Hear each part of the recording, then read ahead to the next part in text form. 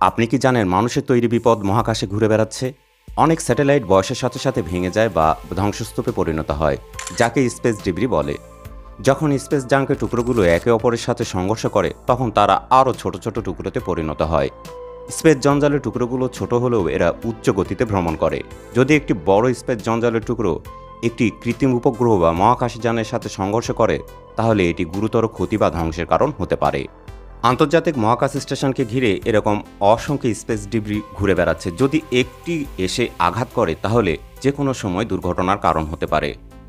বেশিরভাগ স্পেস জঞ্জাল পুনরায় পৃথিবীর বায়ুমণ্ডলে প্রবেশ করে পুড়ে যায়, কিন্তু কিছু বড় টুকরো পৃথিবীতে পতিত হতে পারে। যদি একটি বড় টুকরো পৃথিবীতে এসে পড়ে তাহলে এটি ব্যাপক ক্ষয়ক্ষতি এবং জনহত্যার কারণও হতে পারে।